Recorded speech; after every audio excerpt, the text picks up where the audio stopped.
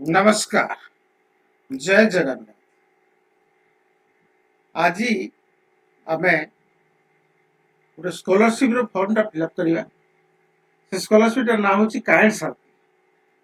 Kind circle गोटे scholarship आम से भितर जाना जो कौ श्रेणी पिला पर्यटन एलिजिबल अच्छा एप्लाय करने डॉक्यूमेंट सब कौन कौन दरकार तार क्राइटेरिया कौन सब रही तो फॉर्म फिलअप कौन कौन सब सावधानी बर्तवा पड़ो से जिन विषय टिकनिक आम डिस्कसन करवा आपको वीडियो रे तो सब विषय जाना तार लास्ट डेट केवे अच्छे भी जाना तो ए विषय टिकनिक विषय जाना पूर्व मोर गोटे छोट अनुरोध आपड़ जब मो चैनल को प्रथम थर पर आसता मो चैनल को आप सब्सक्राइब कर दिंतु और बेल आइकन को दबाई आपड़ जो पिला नीडी अच्छा सागर भिडियो सेयार धन्यवाद।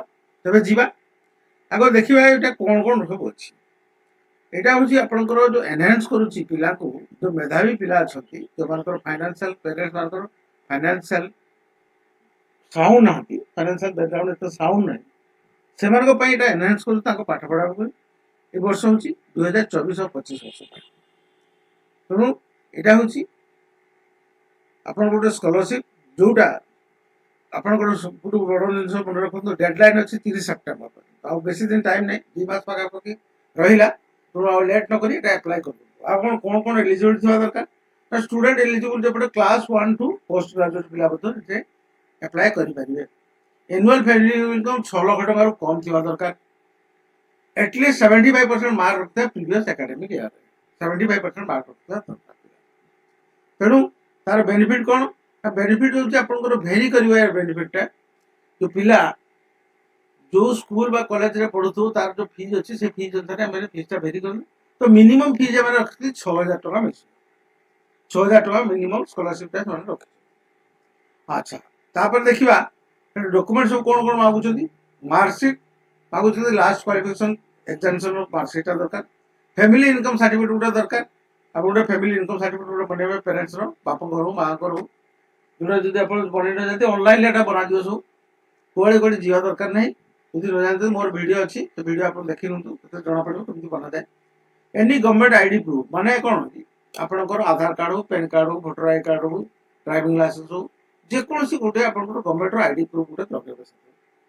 बापा ना थी आप ना तो थी बापा ना तो स्कूल कॉलेज आईडी कार्ड जदि अच्छी आप लगे जदि ना आपंकर गोटे बोनाफाइड सर्टिफिकेट गोटे बाहर करेंगे बोनाफाइड सर्टिफिकेट कौन बोनाफाइड सर्टिफिकेट जो स्कूल कॉलेज रे कार्ड रो सिस्टम नहीं से कौन हो आपंकर हेडमास्टर हो प्रिंसिपाल हो पाखु गोटे आप सर्टिफाइड कर फर्म गोटे अच्छी आप सर्च कले भी जापर बोनाफाइड सर्टिफिकेट फर्माटा कौन अच्छी बस कॉलेज स्कूल थाए से गोटे साइन करके आप ना आप क्लास पढ़ुं तो सब डिटेल आप रोल नंबर कौन सब डिटेल लिखी गोटे सी गोटे साइन मारिकी स्टाम्प गोटे देकी लगेगी आपको देवे से आप अपलोड करने पड़ो जदि आप स्कूल कॉलेज में आईडी कार्ड व्यवस्था ना करेन्ट ईयर फी रिसीव जो आप स्कूल को हो कॉलेज को हो आप जो पेमेंट कर जो फीसटा अच्छी से फीसटा भी आप सॉफ्ट कॉपी स्कैन करके अपलोड करेंगे सब डॉक्यूमेंट को आप ऑनलाइन अपलोड करते पड़ो तापर आप एप्लाय नाउ अच्छी आप एप्लाय करेंगे तो एप्लाय करने कौन हम आप एप्लाय नाउ क्लिक कले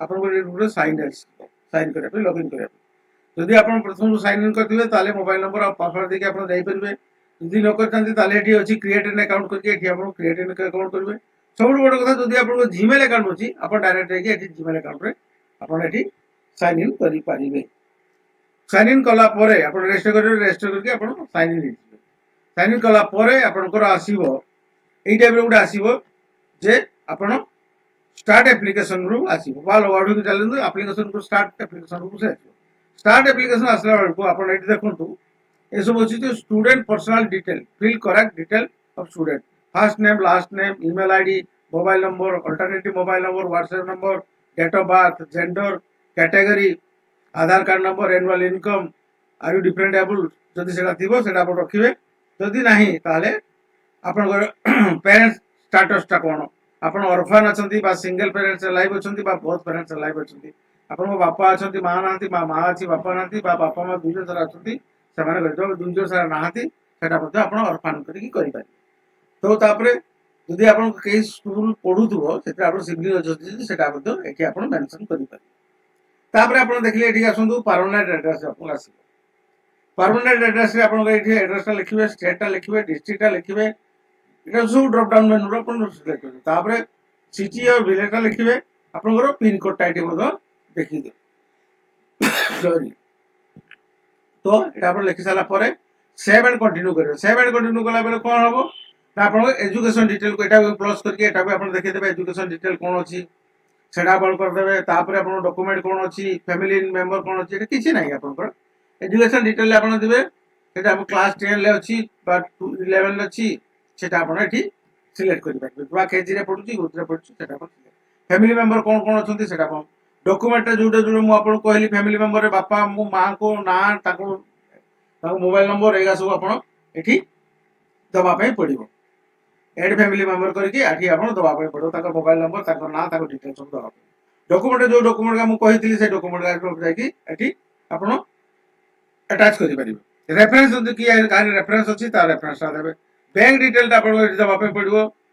ଯେ ବ୍ୟାଙ୍କରେ ଡିଟେଲ କ'ଣ ଅଛି ନା ଆପଣଙ୍କର ବ୍ୟାଙ୍କ ଡିଟେଲ ଆପଣଙ୍କୁ ଦେବା ପାଇଁ, କାରଣ ଆପଣଙ୍କର ବ୍ୟାଙ୍କ ଆକାଉଣ୍ଟକୁ ସେ ପଇସାଟା ଆସିବ। ତ ବ୍ୟାଙ୍କର ଆପଣ IFSC code, add bank detail କରିକି ଆପଣ bank account number, bank name, IFSC code ଏଇଟା ଆପଣ ଦେଇକି କରିପାରିବେ।